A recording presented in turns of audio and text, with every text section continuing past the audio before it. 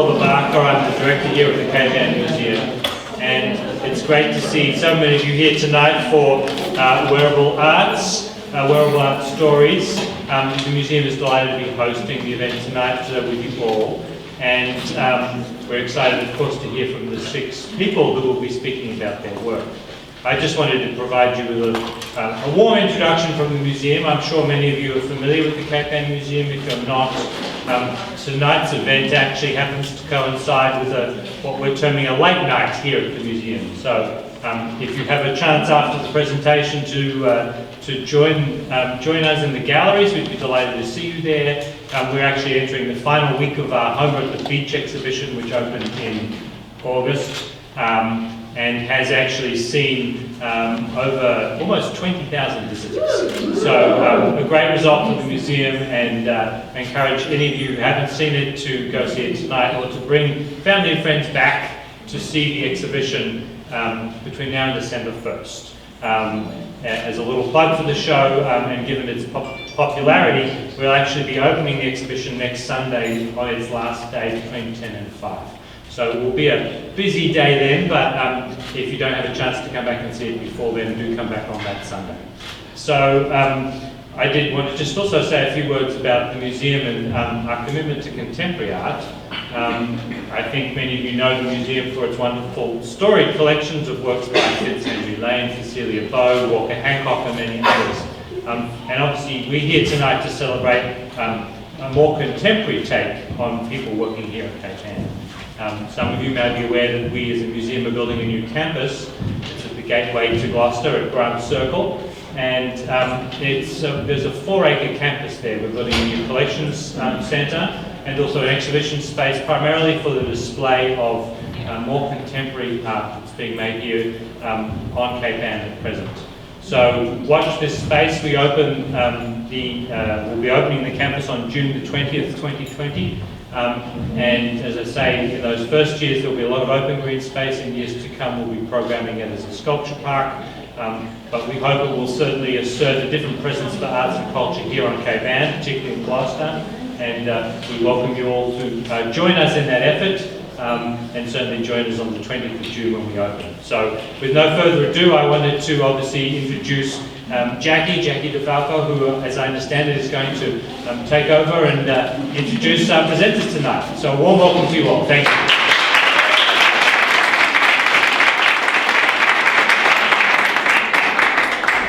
Thank you, Oliver.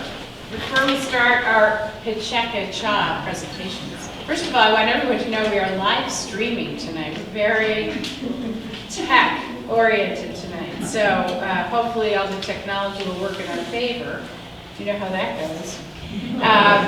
And this is a presentation format that seARTS tried a number of years ago. So it's PechaKucha, if you don't know how to pronounce that, is something that started in Japan. It's 20 by 20, 20 seconds per slide and 20 slides per presenter. So you really have to tell your story very quickly, no time to get bored. And we have actually 7 presenters and 6 presentations in that format. And then at the end, I'm going to do a tribute to Mari, one of our most prolific jewelry designers on Cape Ann, a goldsmith from Manchester by the Sea, who recently passed away, and it's just so appropriate to honor her here tonight. I don't know if her family members are here, but we will do our best to honor her even if they aren't here, because it's well deserved. So anyway, we are streaming on Facebook Live, and also we sent out a link for people who couldn't make it tonight to just click directly on Vimeo, so if you get the seARTS blast, if you have it on your phone, you can forward it if you want anybody to listen in that couldn't be here. And then afterward, we will have a video of the event that is going to be done by Andrew Castro, who's here from Streamography. So welcome to Andrew, who's in the corner.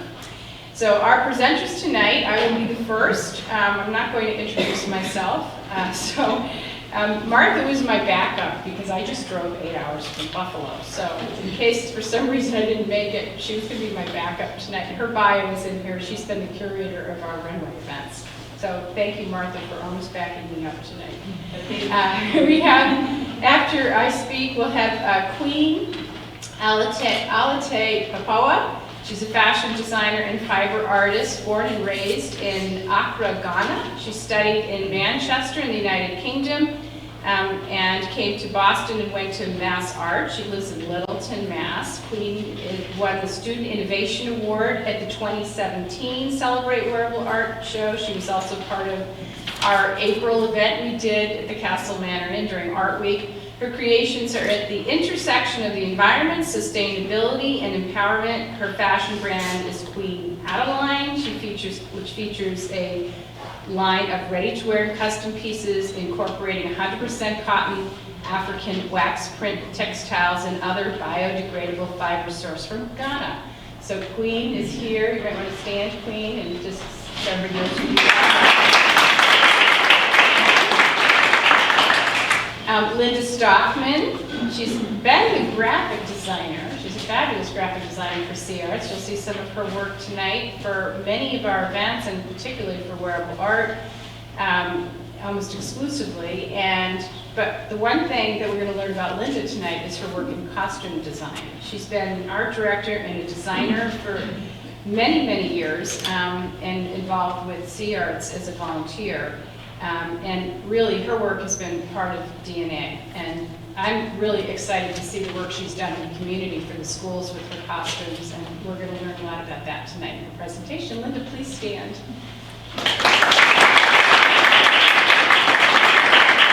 Linda also, by the way, did all the work to put these presentations together. And it's a lot of work. So thank you for that, too. Eva Camancho Sanchez is not here, but we will see her presentation. And Ann Lee, the author of the book on wearable art, in my opinion, the book on wearable art, Ann will be actually giving Ava's presentation for her. She had a sick child, and then she got sick, and we all know that story. But Ann is a fiber artist, born and raised in Andalusia, Spain, now living in Western Mass. Her work fuses the ancient art of felt making with modern techniques using 100% natural and biodegradable materials, with an emphasis on low environmental impact and creative processes such as reduced water consumption. Although she is devoted to felt, Eva is equally intrigued by other media, fibers, and fabrics. So thank you to her for sending along her work, even though she couldn't be here. And Beth Williams, well known to everybody in this neighborhood, glass bead maker and jeweler. Beth has been a jewelry maker for 35 years. She's a co-founder of our Wearable Art group. Her pieces are handmade with flame-worked glass and precious metals. She creates contemporary, elegant jewelry that balances the varied materials, resulting in unique pieces that the owner can wear with comfort and pleasure. I'm wearing her earrings tonight. It's tough. I had to wear Beth's earrings, I had to wear Barbara Poole's tunic, I had to wear my earpiece. Anyway, Jen Greeke, fashion and costume designer based out of Gloucester, Mass, participated in all the seARTS Celebrate Wearable Art events since its inception in 2011 and shared Best of Show in 2017 for our Wearable Art Awards. Her look Paved Paradise was the co-winner. Jen strives to tell a story with her love of history, character, and wearable art. Jen and Katherine Hooper, curator, choreographer of BoSoMa, will share the unique collaboration that grew out of Jen's look from Celebrate Wearable Art. So if I could ask Jen, Katherine, and Beth to all stand.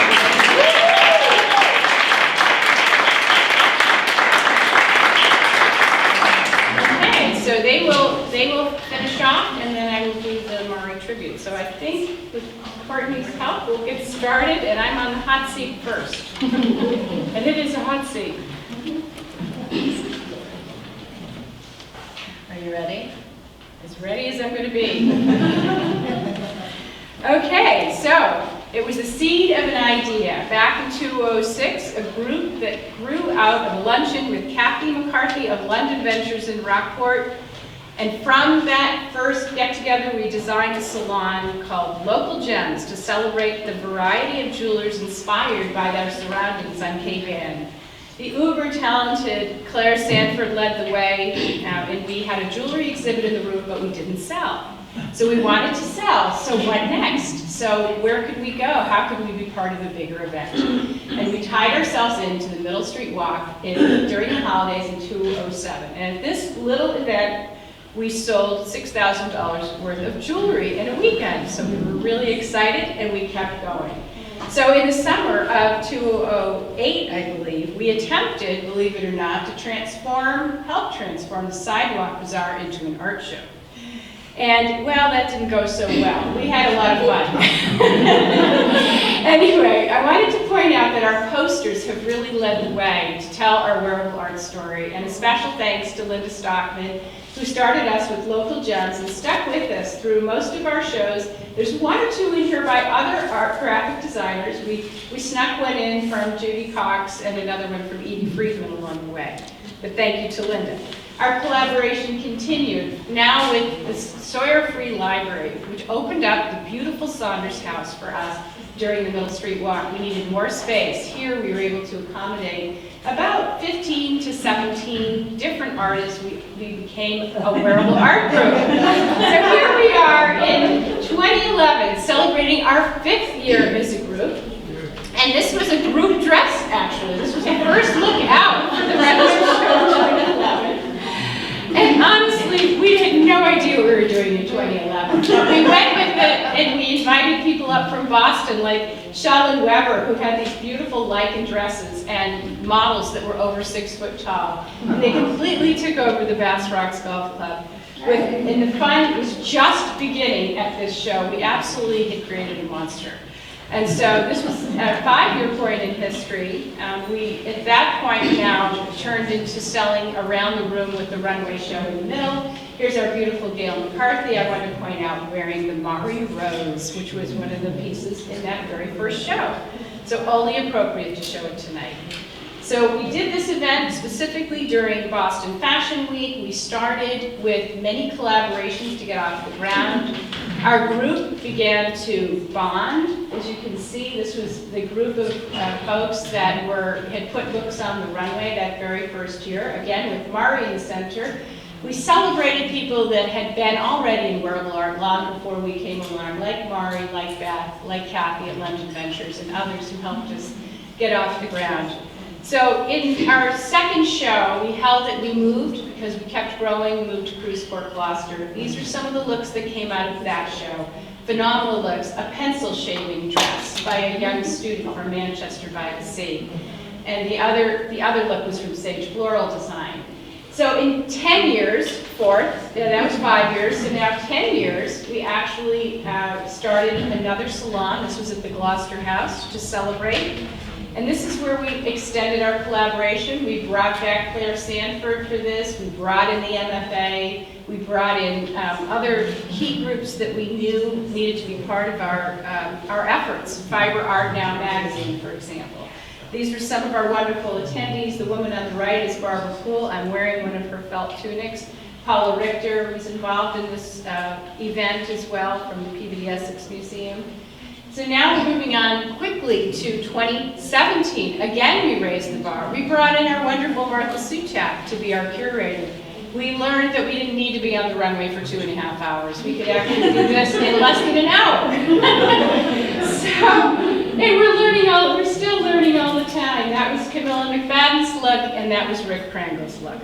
So now we are back to our salon in September of 2017, right here in this room, a very special year 2017, when we were part of the World of Wearable Art sort of aura, I would say, from the Peabody Essex Museum. We were able to have them here in September at the end to help talk about their experience with the World of Wearable Art show and expand. Here we are with our beautiful posters again. Just to put it out here, our very first show, we didn't really know what to put on the poster, so we put Hans Punt's beautiful Julie sculpture, which we felt was sort of a good generic representation.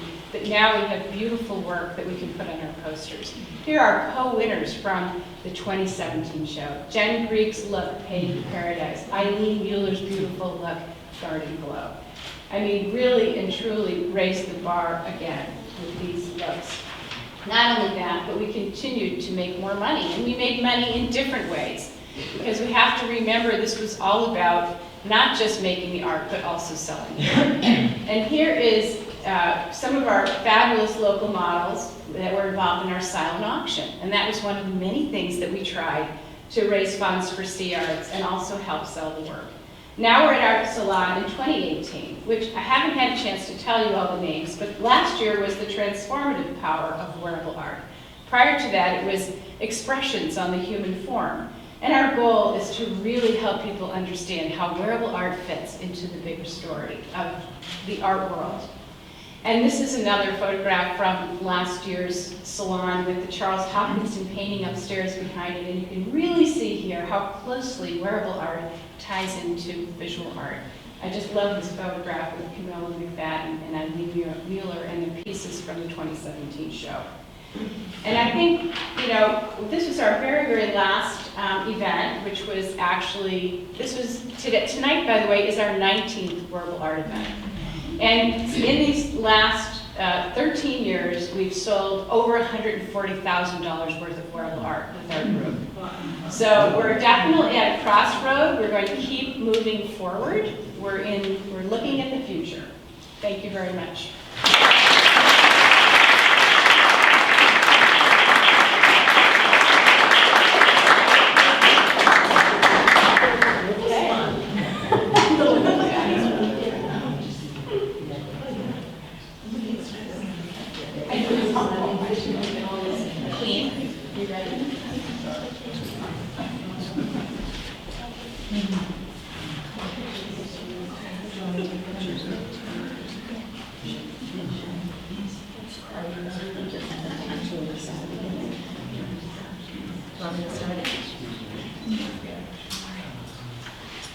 Hello, good evening, everybody.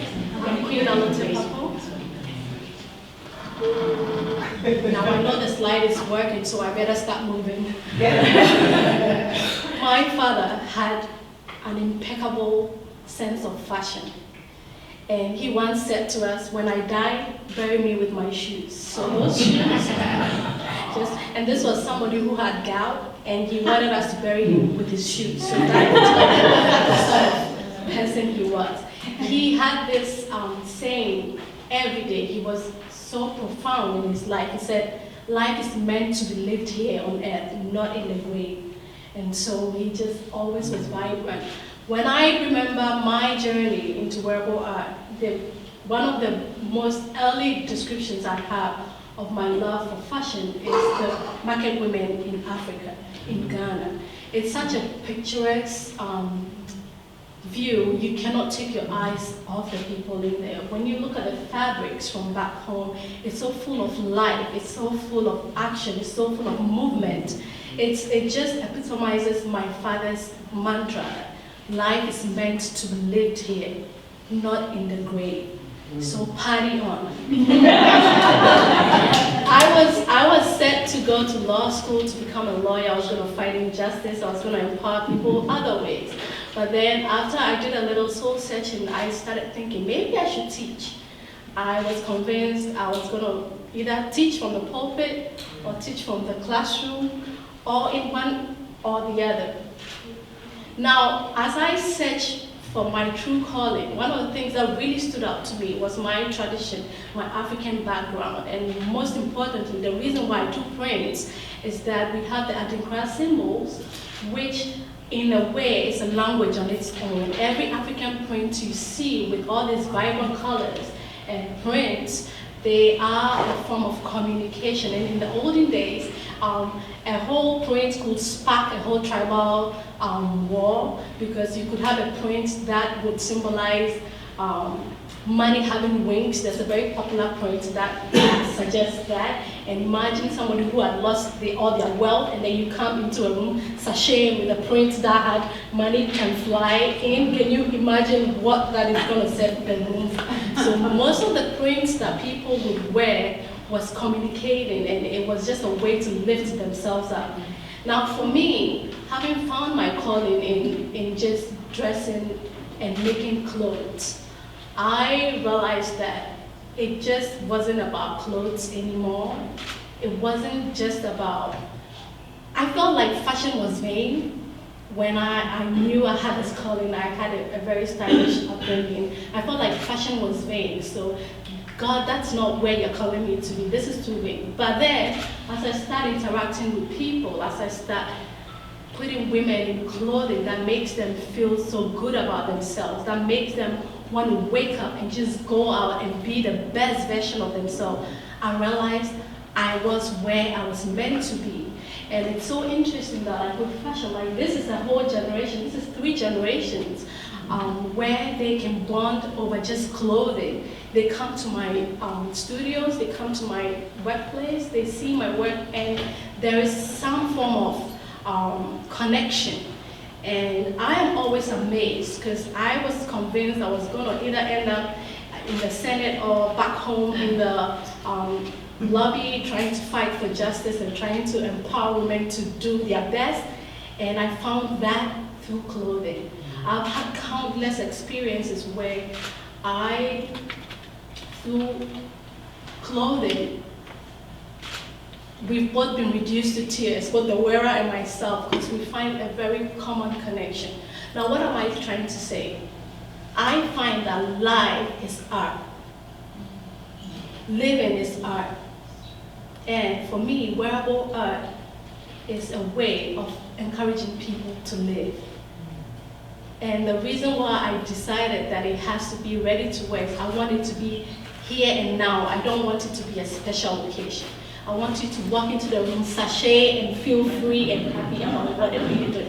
But I wanted to do this in a way that would respect the resources that we attribute to this. I want to respect the earth. I want to respect the processes involved in making a piece of clothing. It might just be a piece of clothing, but every wearable artist pours their love, their heart, their techniques. I can see my slide is going, I need to move on to that.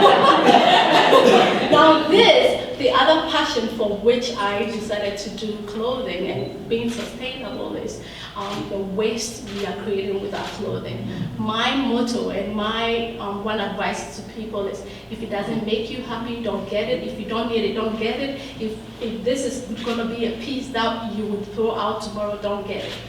Now, this little girl was a model for me in one of my shows, and she just that delight on her face. Her mother brought her to work, and she had said to me, Queen, I don't have a babysitter for my child. Can I bring her? Of course. Empowering women is not just about marching down the streets. It's in everything that I do.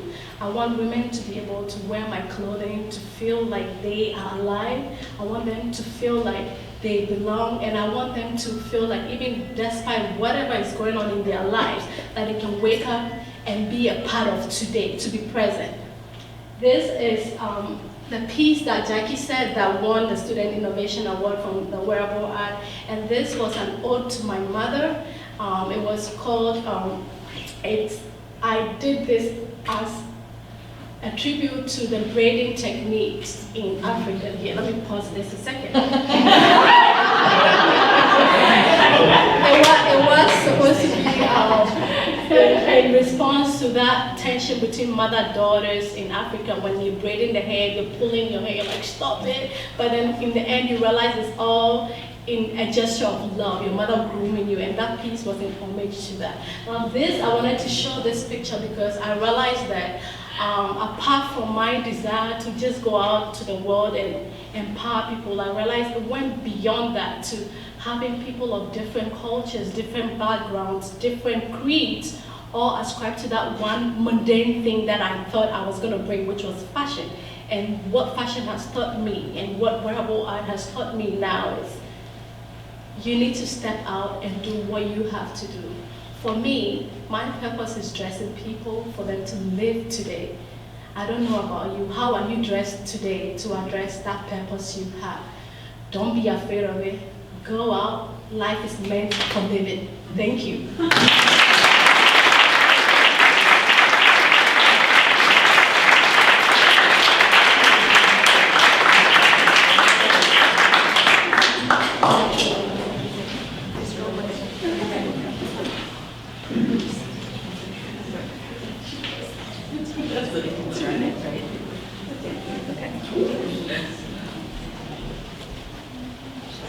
Now for something completely different.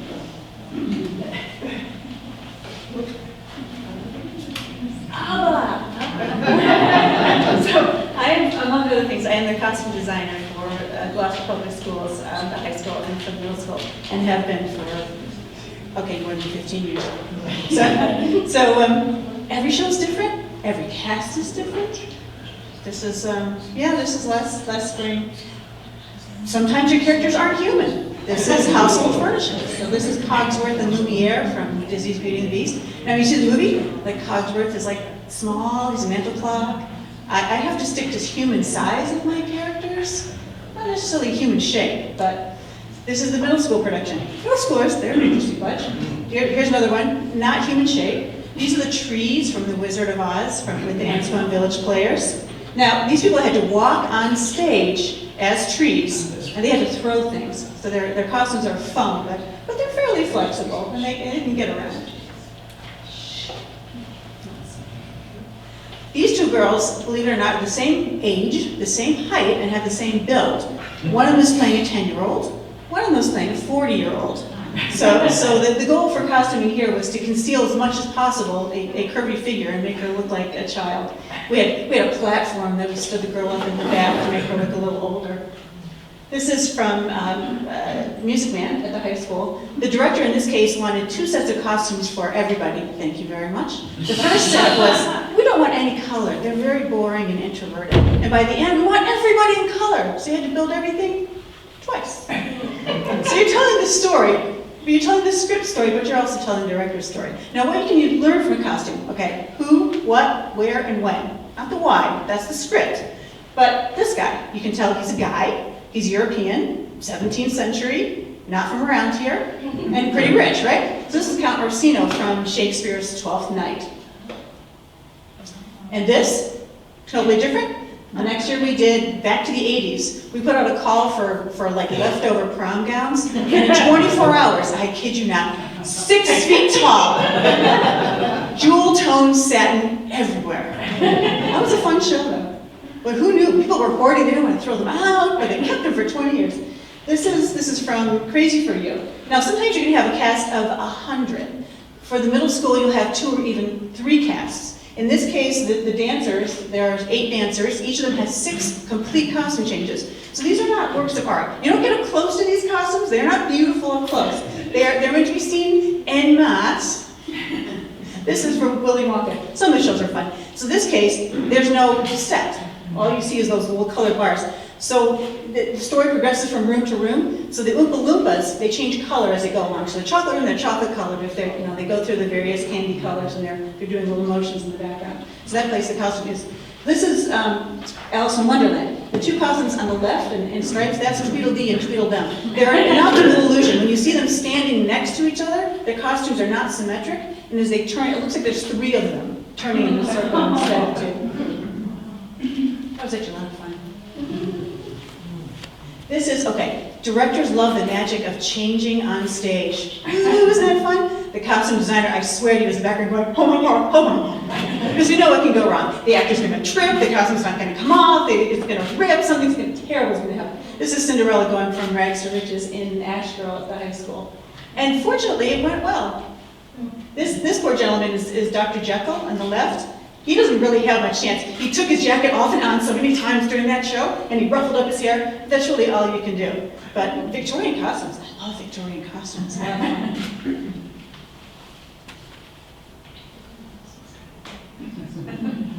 Okay, animals. There are a lot of animals in theater. I did not realize until I started this job. Number 1, dragons. There are more dragons than you possibly believe. Number 2 is wolves. Number 3 is lions. And then number 4 is mice. It's a big drop off. I'm not sure what that says about human nature, but it says something. So this is dragon number 7 from Shrek. This is a seagull from Little Mermaid at the high school. Now this kid had to both flap his wings, which are he's got about a 9-foot wingspan, but he also needs his hands free to hold things. So we had armatures built into him so he could flap his wings. And all the other actors learned to give him about 4-foot leeway because he kept whacking them with his wings. This is Lion King, which is probably the most ambitious I've ever been. We hand-painted all the fabric for 100 kids. We had a team of about 10 kids. The masks the kids made for me out of paper mache and milk jugs. But the costumes they're wearing are T-shirts that we hand-dyed and then cut and pieced.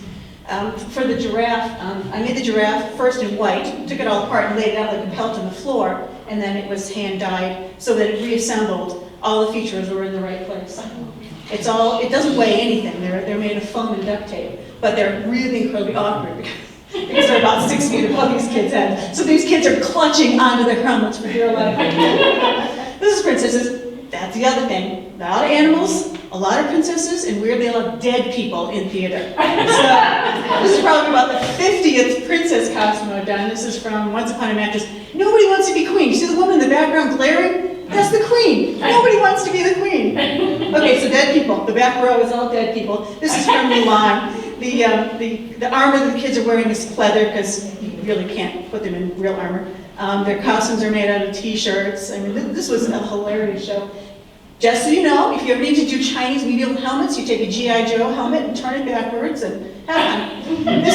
This is my favorite era to design for. This is, this is Edwardian actually. That's Mary Poppins, of course, and Jane and Michael. It's just the prettiest stuff. People will donate like doilies that their great aunt made for them. They're in that show. They make the collars and the cuffs and all that. They have some, I repurpose things all over the place.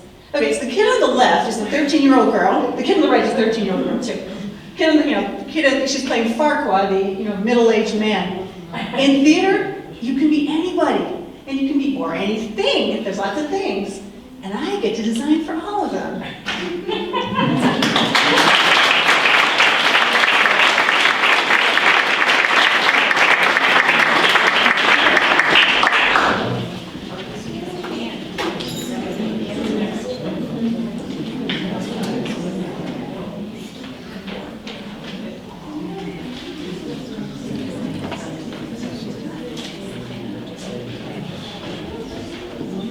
Raise it up as usual. So, full disclosure here, I am not Eva Camancho, I'm sorry. As Jackie mentioned, she was taken ill, caught something from her son, so she is homesick. And I'm filling in for her, so bear with me. I won't be quite as spontaneous as the past presenters because I'm reading, and I also have to translate everything to third person, so patience, but I'll do my best. So Eva was born in Jaén in southern Spain. It's the town where she grew up, and it's also the town where she met her American husband. She says she was highly influenced by her mother's textile skills and by her father's charisma and strength. She came to the U.S. in 1998, and for 8 years she worked as a Spanish teacher, as a translator, as an interpreter for IMF, the World Bank, and the Inter-American Development Bank. In 2008, though, she discovered wet felting, and her life did a 180-degree turn. She was convinced to sell her work by a friend, and in 2013, she started by selling scarves, bags, hats, and home decor at fine arts shows. And in 2015, she was tired of making scarves all the time, so she made the Barcelona vest. This is fast, wow. This was a wearable piece that helped really launch her career. She talks about felting as an ancient technique to create a piece of cloth where hot water is applied to layers of animal hairs, such as wool, with repeated agitation and compression. She combines wool with silk to make these designs and says the beauty of felting is that it's seamless, so you don't necessarily need to know how to sew to create beautiful and lasting, elegant garments. So shrinkage is one important factor, and she says that her wearable pieces on average shrink from 45 to 60%. So she needs to figure out how much each piece is going to shrink so she knows where to start it and where it will finish. But if you master your math skills, you should be able to do it, she says. By 2017, she'd been part of some of the major art shows in the US, Paradise City, the Smithsonian Craft Show, American Craft Council, all of these in 2017. But she also knew that wearable art was not what she wanted to do forever. The stress of production kind of took over, and going to the studio wasn't fun for her anymore. So in November of 2017, she took the radical decision of not doing wearable art any longer. She did need to fulfill the remaining orders, which she did, but by May of 2018, she says she was free. And it was then that she was invited to do a residency at Mass MoCA in Western Mass, and once again, her life took a 180-degree turn. So she took this opportunity to start working on issues that were important to her, such as climate change, women's issues, and social justice. And it was at this residency that she started playing around with different mediums and combining them with felt, as you can see in this image. These are staples. She learned how to knit and sew from her mother, who was a seamstress starting at the age of 13. And there was always needles and threads as she was growing up in the household. And who knew that 20 years after she left the house, she'd be picking up the needle once again. She says that stitching for her is a way of meditation. One stitch at a time. She doesn't know where the needle will go and what effect it will have on the surface of the felt.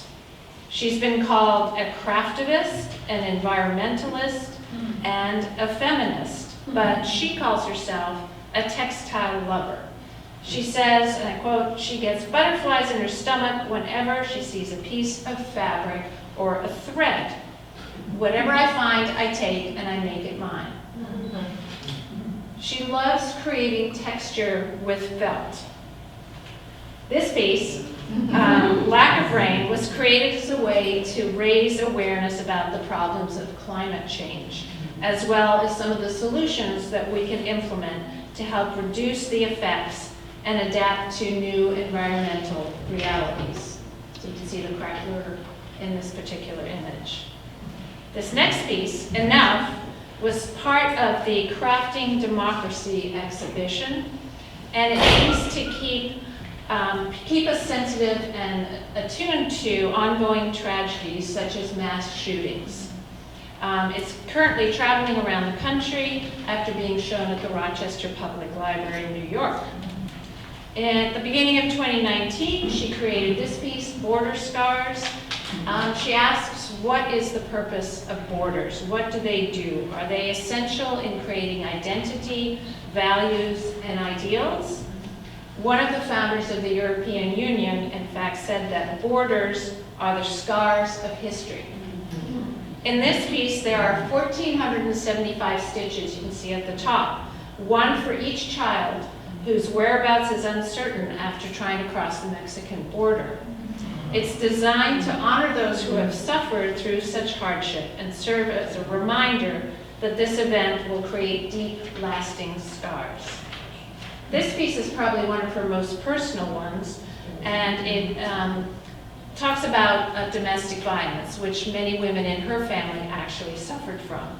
It's called The Scars We Carry, and represents the scars that all women carry within them because of domestic violence.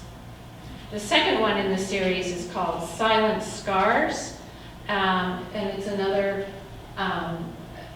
piece addressing the issues of domestic violence.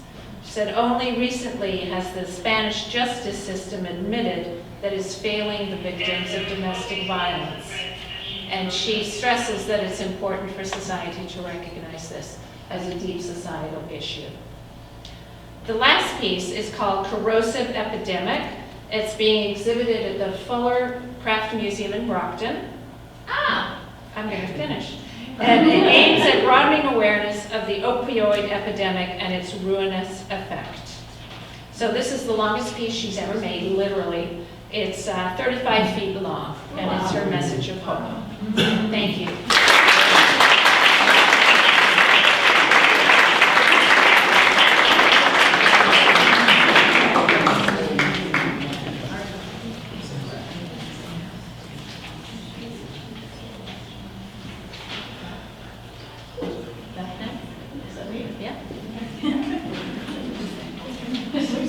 Well, I was looking at the order. No,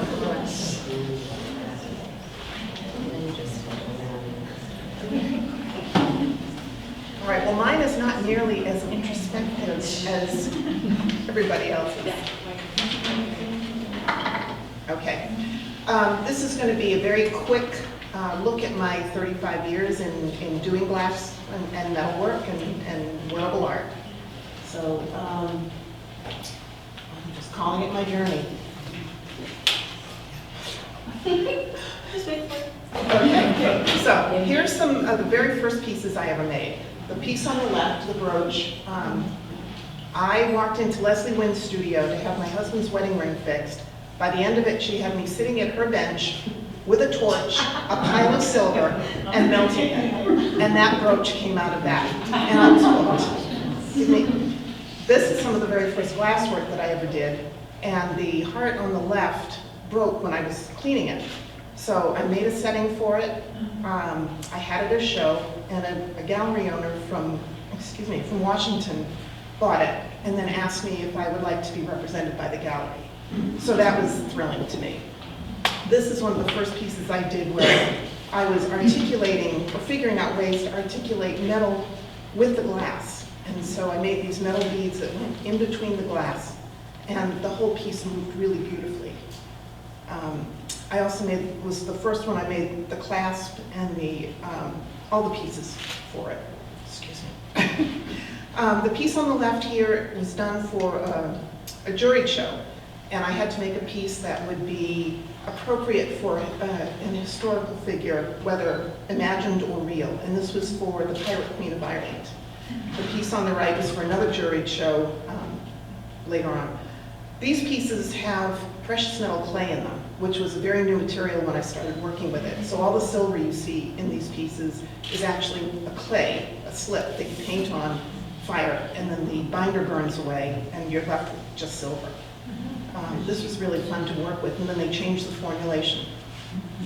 These pieces show the beginning of when I started using pure gold, 24 karat granules that I would make and embed in the surface of glass. This has become something I'm recognized for now. And I made the glass to look like opals and embedded the gold so it would have a really tactile kind of finish to it. These are some more pieces in that same series. And the bead on the left, actually, it's about 3 inches, and the bead in the center of it is tension fit, so it can come out and go back in. You can wear it a bunch of different ways. That was an engineering feat. This was from our very first Celebrate Wearable Art event, the first one we did at Bass Rocks. And the piece was inspired by the sculptures, the lighted sculptures on the canals in Murano. I had just been there for a class and came back and I had all these ideas, so we did that piece. This is from the second Wearable Art event in 2013, and I crocheted wire to put these pieces together. It was something I had in my head for a long time and actually sat down and figured out how to assemble it. That took a really long time. But it came out just how I wanted it to. These pieces I was using wire again, crocheted, but I've added the little tiny beads to the outside edge. I'm always concerned about the wearability and the structural integrity of my pieces. And this allows the piece to have a little more strength. It bounces a little bit better. Glass doesn't bounce very well. I started exploring using steel and glass together. And I did a bunch of circles, and I was closing up the ends by building a bead of glass on it. So these beads are all fixed into place, and I had this pile of circles. What am I going to do with these? So I started making more circles and joining them together. And that was a real learning experience. Another piece from Celebrate Wearable Art, and boy, the engineering, I should have gone to engineering school because trying to figure some of these out. This piece lays beautifully on, but it doesn't travel well, so it lives in my studio. When I did send it to a show, I ended up getting there and having to completely reassemble it. These pieces on the left are some anemones that were inspired by both flowers and sea forms, and some of Dale Chihuly's work that you probably have recognized. I use them as separate pendants, as focal pieces, and then I also incorporate with a lot of these hollow beads that I make. One of the things I love about glass is that it's just endless. do different shapes and use different materials with it, opaque and transparent and shiny and matte. And this one in the center actually has fine silver that's embedded on the surface as well. I never get bored at work. Going back to working with the steel again, these pieces were inspired by a request from the Renwick Gallery at the Smithsonian to make a couple of pieces for them to go along with an exhibit they were opening. I was thrilled, and I've continued to do this this design, and it's just getting more and more elaborate. But what's really nice about these is you can wear something that's a real statement, and it's not very heavy. It's very comfortable to wear. I just keep exploring different shapes and different color combinations. And it just keeps going on and on. This is some of my newest work. All of these pieces, all of the color in these pieces is colored pencil that's been added to the textured part of the glass and then sealed and backed with a metal. It's a technique that I designed and I taught at our last international conference. And this is a close-up detail. You can really see the texture in the back of the glass. I can't get those same kind of gradations in hot glass. So this gives me a way to create a whole different look and still use the same materials that I've always enjoyed working with. And it's taking me back to doing a lot more metal smithing as well, which I hadn't done for years. So that's it. I just want to say thank you to everybody.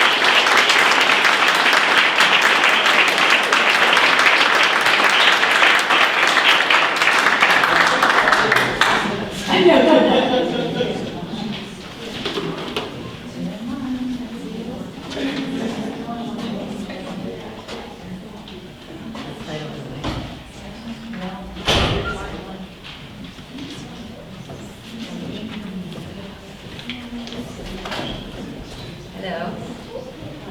That's wrong, but can you go back to slide one? There you go.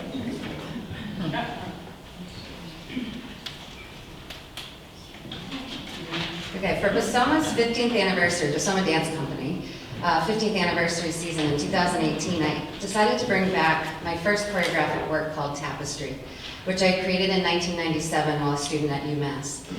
And I originally had it as one piece. I decided to transition it into 3 consecutive pieces, but I needed assistance by somebody like Greeke to take it to that next level. The first piece started as a pixelated view of the end result. The second piece I wanted to have expose more of the inner workings, and then the third piece be the unbridled vision, which Jen helped me with. It's me next. Yes. After listening to Katherine's visions, I had a great idea for the end result, which was very much based off of my Wearable Art piece. But I had to brainstorm how to actually do pixelations, and then the middle, the first wave and the second wave. I just, some things like walking through Barnes & Noble, I just happened to see this book and it had this pixelation cover, boom, there we go. How do I do that? So I had to go back and start figuring out different kinds of manipulations and exploring all different ways to deal with fabric, but also what would withstand washing, getting attached to spandex, how do you attach it to spandex, and just dealing with what will endure the beating of dancers, modern dancers, and how is this going to work with their movements, how's it going to work with the story. So once we got them on the dancers, that was the next part, is that my movement is very physical. We are moving and flying all over the space, and so we had to kind of deconstruct a little bit of what she had already done. So there were sections of the material that we may had to cut out of the armpit, for instance, or she had some of this type of stuff that was here getting caught on their makeup. So those are the kind of things, my dancers fly at 1 minute in the air, and then they're on the floor rolling on that. So it was interesting process for us to work with the dancers, get their feedback, and how it was either constraining or enhancing the movement in the final piece. Then we took it to stage, and my lighting designer was able to enhance the amazing work that Jen did. Like here, these are the explosions of the pixelation that you saw earlier, the third section. And so when the light hit it, it was able to actually convey the tapestry that we were working towards as our final piece. In 2019, because I had such an amazing experience with Jen, and this is the final version actually, you see pixelation, the next layer starting to explode, and then the final version.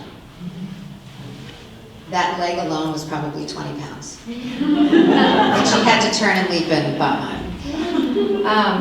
In spring of 2019, my next work that I was starting to develop was called Keys in Black and White, and the idea of it was a pianist transforming into their keys, developing an abstract Fantasia-like story on stage.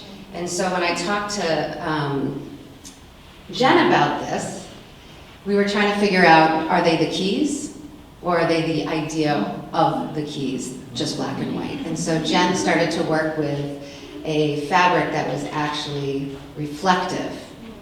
Do you want me to talk? Okay. So, yeah, so one of the things that, I totally lost my spot. One of the things that, first thing you ask is, are these humans or are they keys? How literal are we going? So she was like, I want them to represent keys.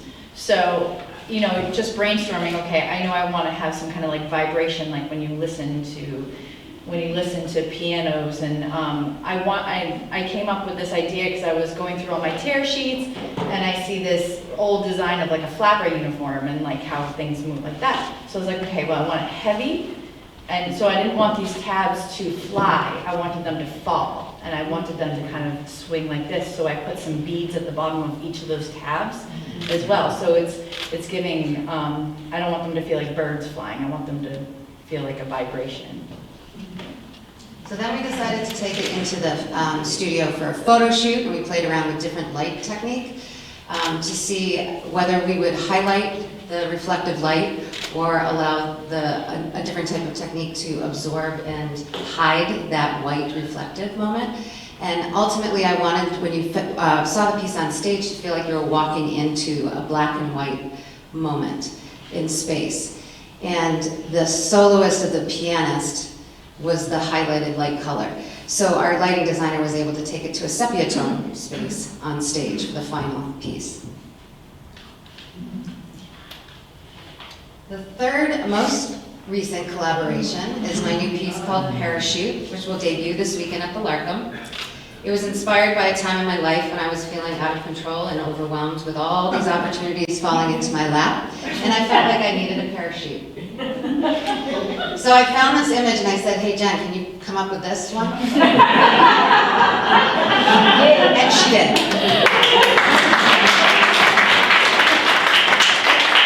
So when Katherine came to me with this image of the skirt, I knew it was more about making what she needed me to make. It wasn't about brainstorming different ideas. It was about execution, knowing how to execute it, and also knowing my fabrics, knowing how much fabric I need to get in there with it still being light. And that's 6 yards of fabric in each dress.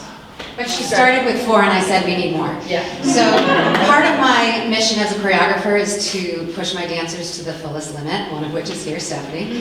And so when we got into the studio, we realized it's very complicated, specifically because I had already crafted the choreography. So we had to readjust the choreography within the studio, and in the photo shoot we started to play with fans to see how we can capture that air within the space of the skirt. But ultimately, they don't have fans on stage, so now we're trying to craft it so that when you see it this weekend, if you come to the show, it is actually capturing the air that this parachute skirt is able to do just through movement. So that show will be performed tomorrow, Saturday and Sunday at the Larkham. If you want to come see our next collaboration, Keys in Black and White will also be on stage as well.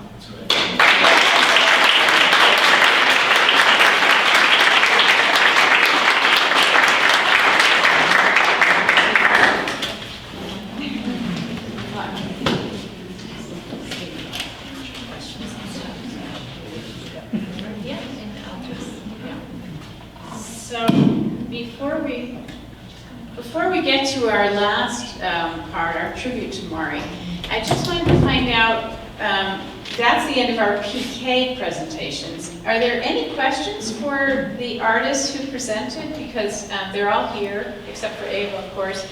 I just want to say, if you have any questions, just kind of stand up and we'll have the artists stand up and answer them. Any nagging questions from anyone or about the work or the process or their stories?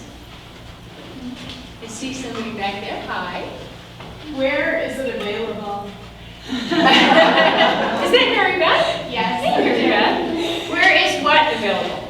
Any of the artists that are shown, where Next is door. it available? Right.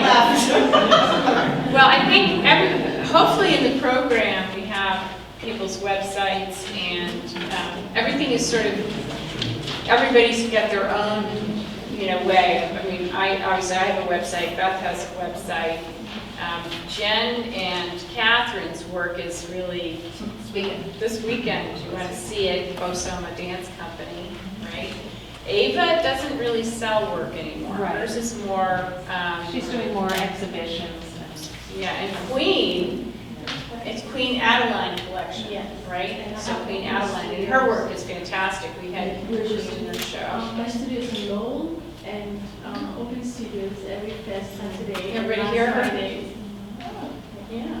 Do you want to just come up and I say work that? from a studio in Lowell, Western Avenue Studios, and there's always open studios first Saturday of the month and last Friday of the month. So next week, after you eat all that turkey, you have to come by Friday 6 to 9, and I have open studios at Western Avenue Studios. You can also visit me online at PechaKucha.com.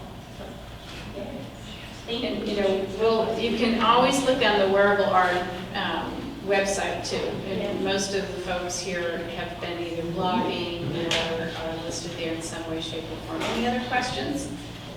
No? Okay. So we have a special tribute, and I noticed that Bill Bodie has snuck into the room. Can Bill stand up back there?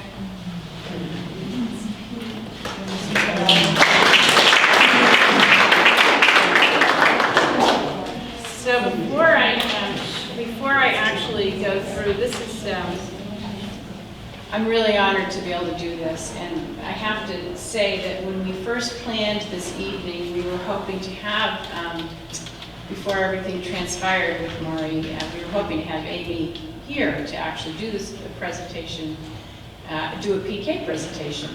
And so, but we didn't, given everything that happened, we felt it was still really, really important for us to at least share a little bit for those of you who maybe did or didn't know Maury. She really was an institution here on Cape Ann for her work. And I just want to tell my own personal story, my connection to Maury and to Bill, before I read from her, the wonderful tribute that was written about her in the newspaper. And anything that if Bill decides that he would like to say something, he's more than welcome, but I'll do my best, and then afterward, he might want to answer some questions. So my first connection to Maury personally was really that my husband was told that if he was going to buy me anything on Cape Ann, that he had to actually go to Maury's store. So long before I knew Maury, I had beautiful jewelry and gifts, clothing from her store, thanks to Austin Connors, another one of our fantastic people here in Cape Ann. So he was the one that told my husband that's where he was supposed to shop. But I actually personally met Maury 15 years ago when I started creating sea glass jewelry, and I asked her if she would consider selling my barrettes, and she actually said she would. And in my first conversation with her, she gave me the best piece of advice I got when I was starting, which was not to give away my work to friends and family. So that you can give people discounts, but you can't give it away, and you can, be very modest about your discounts, because those are really your first customers, and you really have to, start from there and move forward. So I just thought that was a great piece of advice, and I've always followed it. And then, sort of on a separate track, and you all know I've been very involved with seARTS, and I had walked into Gloucester Engineering one day, and met with the president. I was looking for a sponsorship, and he said, well, we don't have any money. He said, but you know, we have this guy here. His name is Bill. He's married to somebody that's kind of involved in the arts. You know, I think she maybe makes jewelry, you know, something like that. And he really didn't know much about Mari. He just knew that Bill was married to Mari.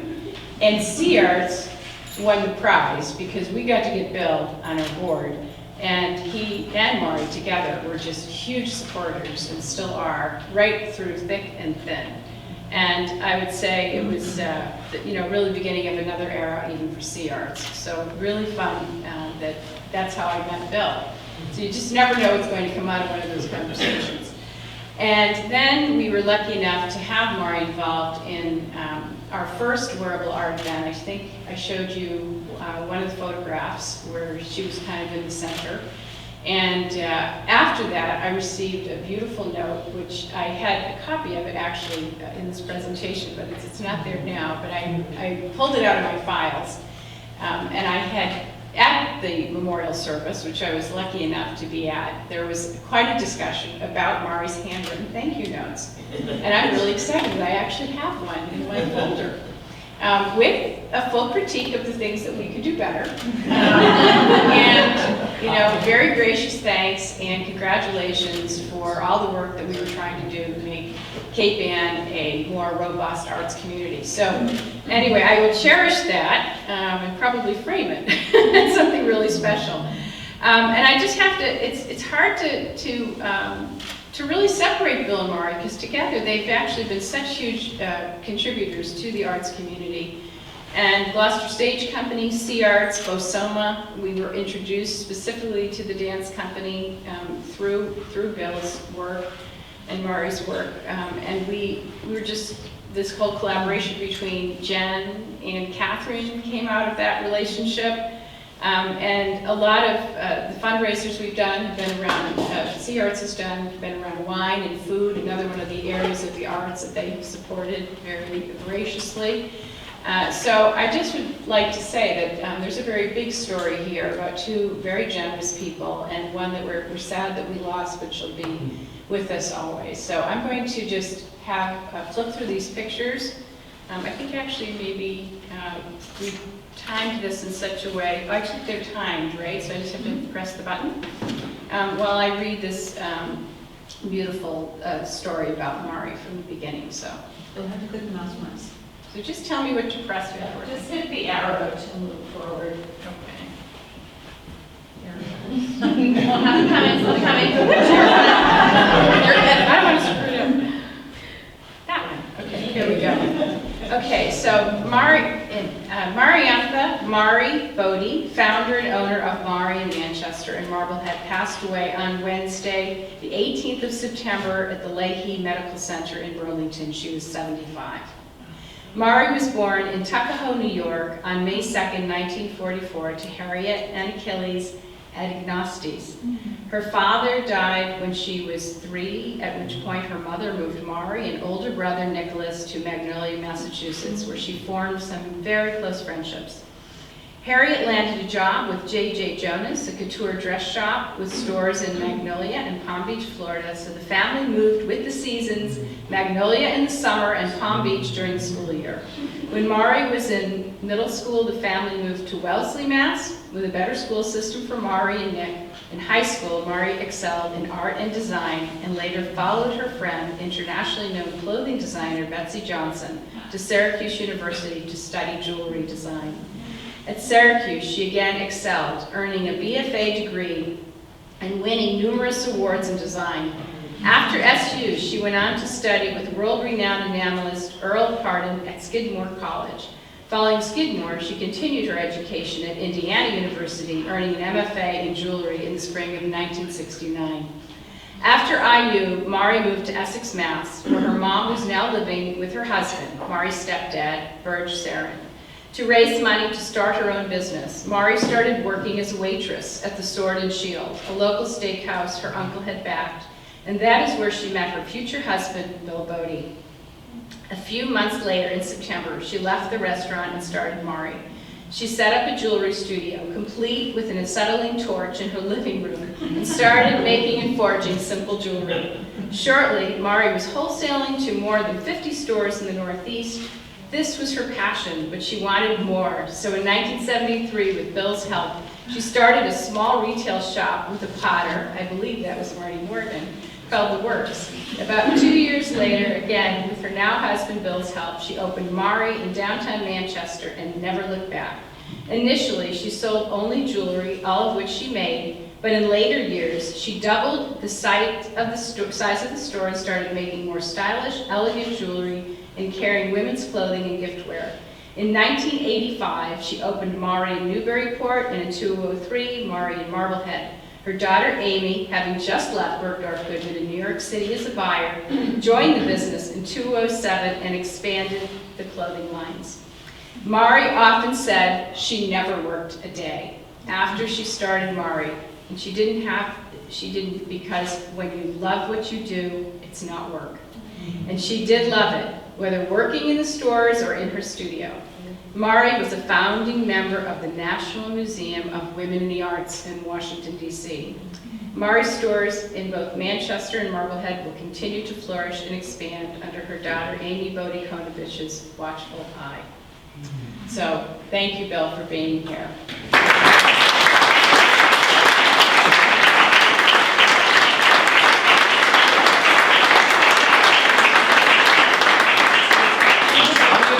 Really speaks for itself. There's absolutely nothing that I can say to embellish this work. So thank you, everyone. I think we're done with our formal program. You're all invited to have more drinks and food outside and just enjoy the evening.